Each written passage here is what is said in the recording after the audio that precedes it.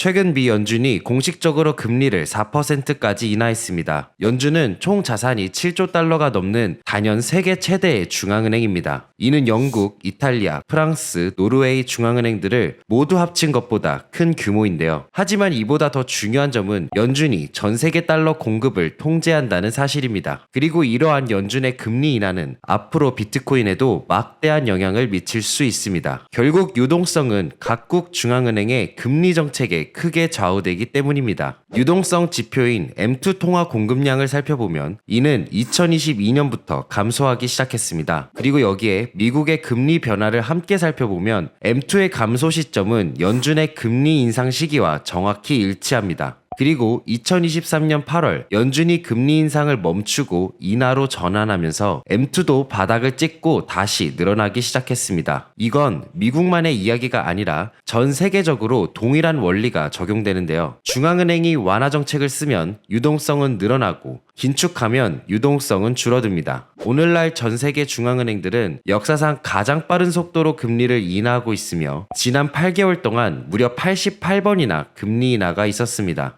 이 정도로 강력하고 전 세계적으로 동시에 이뤄진 완화 정책은 코로나 팬데믹이 있었던 2020년에나 볼 수 있었던 일입니다. 이러한 역대급 글로벌 금리 인하의 흐름은 세계 유동성 환경을 완화시키는 강력한 역할을 하고 있습니다. 그리고 이제 미국까지 금리를 내리면서 불길에 기름을 붓는 상황이 됐습니다. 이러한 유동성은 이미 2025년 말까지 비트코인 가격이 어디에 위치할지 신호를 보내고 있는데요. 그 자세한 내막을 함께 살펴보겠습니다. 하지만 먼저 금리 인하가 무조건 비트코인에 좋은 결과를 만든다고 할 수 있을까요? 이번 금리 인하를 두고 우려의 목소리 또한 나오고 있습니다. 많은 경우 금리 인하 사이클은 경제가 이미 약해진 뒤에 시작되었기 때문입니다. 1954년 이후 연준이 금리를 내렸던 시점은 대부분 경기 침체 직전이나 침체 기간이었고 예외는 1967년, 1984년, 그리고 1995년 뿐이었습니다. 역사적으로 보면 경기 침체 국면은 위험자산 시장에 불리하게 작용했습니다. 예를 들어 S&P 500 지수를 보면 모든 경기 침체 국면에서 하락했으며 오늘날 경기 침체가 실제로 발생하게 된다면 이에 따라 비트코인과 같은 위험자산에도 동일한 리스크가 발생할 수 있습니다. 이러한 둔화를 보여주는 신호 중 하나가 바로 미국의 신규 고용 창출을 보여주는 비농업 고용지표입니다. 2021년 이후 이 지표는 꾸준히 하락세를 보여왔으며 이는 노동시장의 모멘텀이 점차 약화되고 있음을 반영합니다. 그리고 2025년 6월에는 이 수치가 실제로 마이너스로 전환되며 일자리가 창출된 것이 아니라 오히려 줄어들었음을 보여주었습니다. 이러한 추세가 지속된다면 경제가 실제로 침체에 빠질 가능성이 있으며 이는 위험자산에 상당히 고통스러운 결과를 가져올 수 있습니다.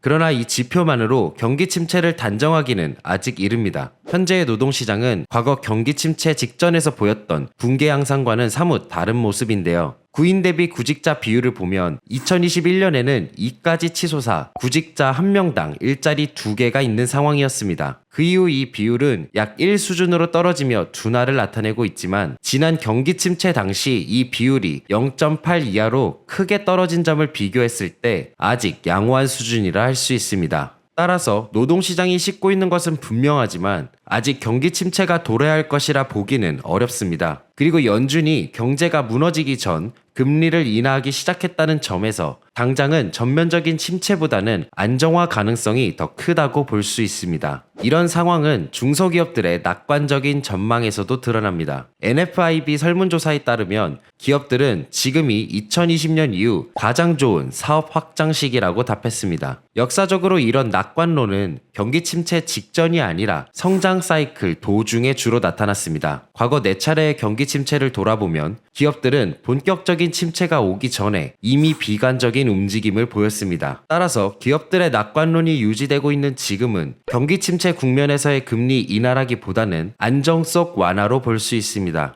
연준의 금리 인하 이후 미국 주식시장의 흐름을 살펴보면 차이를 극명하게 확인할 수 있습니다. 경기 침체 중 금리 인하가 발생하면 이후 1년 동안 주식시장은 평균 약 10% 하락했습니다. 반면 경기 침체가 아닐 때 금리 인하가 이루어지면 시장은 오히려 15% 상승하는 경향을 보였습니다. 그리고 지금의 미국 주식시장과 비트코인의 높은 상관관계를 고려했을 때 이 원리는 비트코인에게도 동일하게 적용될 가능성이 큽니다. 또한 세계 최대 중앙은행이 금리를 인하하면서 이는 글로벌 유동성 차트에 상승 압력을 가하게 될 것입니다. 그리고 이는 비트코인에게 아주 중요한 촉매제가 될 수 있습니다. 비트코인 차트를 함께 살펴보면 두 선이 매우 밀접한 관계를 보이고 있음을 알 수 있는데요. 글로벌 유동성이 상승할 때는 비트코인도 함께 상승하는 경향이 있고 반대로 14년, 18년, 22년처럼 유동성이 축소되던 시기에는 비트코인도 큰 폭의 하락을 겪었습니다.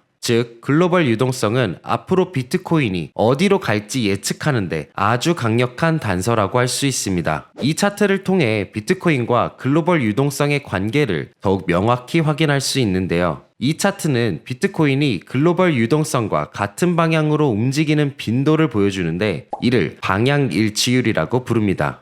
데이터상 비트코인은 글로벌 유동성과 83%의 일치율을 보여왔습니다. 즉 10번 중 8번 이상 비트코인은 글로벌 유동성과 같은 방향으로 움직였다는 뜻입니다. 비교해보면 미국 시장은 81%, 금은 68%, 신흥시장은 60%, 국채는 고작 45% 수준입니다. 따라서 모든 주요 자산군 가운데 비트코인이 글로벌 유동성 변화에 가장 민감하다는 사실인데요. 결국 글로벌 유동성의 변화가 곧 비트코인 흐름을 좌우하는 핵심 변수라는 점을 확인할 수 있습니다. 그리고 혹시 거래 수수료 절반을 다시 환급받는 방법 아직 모르시나요? 단 5분만 투자하면 평생 수수료 돌려받는 셀퍼럴 선택이 아닌 필수입니다. 자세한 내용은 영상 더보기란을 확인해보세요. 이제 이 글로벌 유동성 차트를 약 3개월 정도 앞으로 당겨 확인해보면 또 다른 현상을 확인할 수 있습니다. 비트코인은 단순히 유동성과 같은 방향으로 움직이는 것뿐만 아니라 약간의 시차를 두고 따라가는 경향을 보이는데요.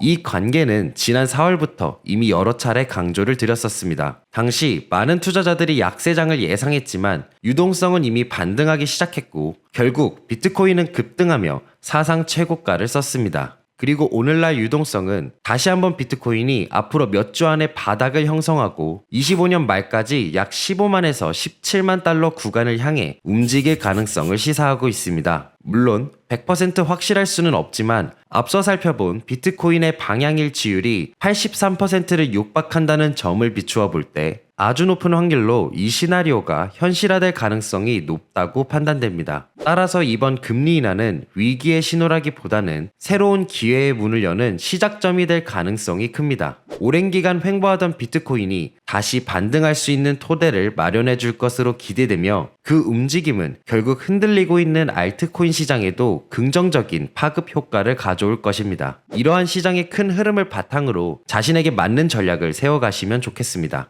오늘 영상 도움이 되셨다면 구독 똑, 좋아요 똑 부탁드립니다. 감사합니다.